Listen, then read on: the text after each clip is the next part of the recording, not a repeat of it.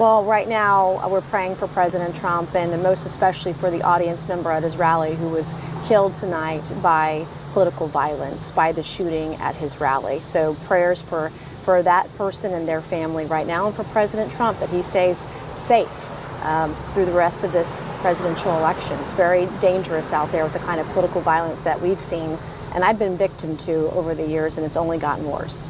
And it has. I mean, this is obviously about as red hot as political violence can get.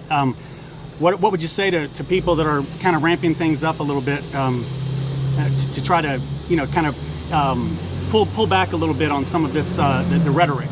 I would be mindful of the rhetoric. I'd be mindful about how we talk to one another. Social media really has distanced us from other humans, from our neighbors, and from people in our community. To think twice before you make a threat to someone. And I can tell you, I just came out of a really nasty primary. We were getting a death threat a day, and it's just not worth it. And we've got to be nicer to our neighbor. We need to follow our faith. And I'm a Christian woman. I believe in treating people the way they should be treated, the way you would want to be treated. And that doesn't mean we shoot our neighbors just because we disagree with them. I think this should be a wake-up call for America to think about the things that we say and the kind of impact it might have on someone. This is just crazy. It's insanity. I've read some of the headlines by the mainstream media tonight. This is evil. We have mainstream media talking about how the president felt. No, the president was shot at multiple times. Multiple shots were fired out of what appears to be a rifle. The media needs to come clean on what's going on in this country and the damage and the evil that's being done to Donald Trump. And I know we're basically 48 hours away from the Republican National Convention. Would you like to see everything stay on schedule as planned? I would like to see more security at the RNC at the convention.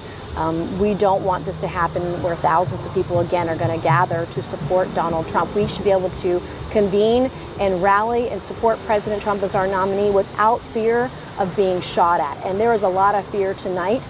There's fear on Capitol Hill. There's fear by any elected official that this could happen to them or their family, and it's wrong. And so I want to know what the Secret Service is going to do to ramp up their protection around Donald Trump, and what they're going to do to make sure that we have a peaceful convention. It isn't going to be interrupted by someone from the far left who wants to shoot Republicans. And talk to me about what you're hearing from your colleagues on Capitol Hill. What's going through their minds, the thoughts they're thinking about right now with regard to what happened? People are in shock. They just cannot believe that this happened today. And of course, everyone I've talked to is very saddened by the tragic death of the audience member, and I pray that the second audience member that got shot and is injured survives.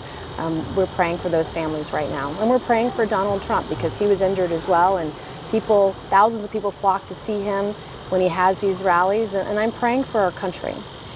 And then you're speaking Wednesday night at the Republican convention. Mm-hmm. Do you have any preview of what you would like to share? And then are you going to address this at all? I think I'm going to change my speech entirely, and I will rewrite it after tonight.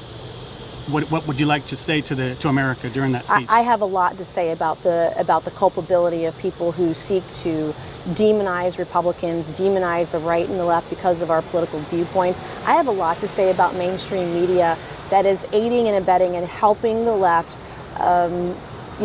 with this sort of violent rhetoric. They're not being honest and truthful about what's happening in this country and why so many people believe in Donald Trump, because they've been lied to for years by the left, by the mainstream media, by their friends in the press, and it's wrong. So I'm angry, I'm pissed off, and I'm angry, and I've got a lot to say on Wednesday night.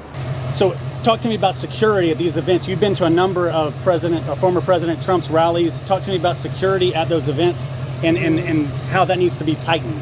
Well, there's always Secret Service there, but I've got a lot of questions about the security for this particular event, because clearly I'm watching some viral video right now of people who saw the gunman and no one stopped him. No one stopped this man with a rifle crawling on top of a roof, overlooking the rally, overlooking the stage. And so how did that happen?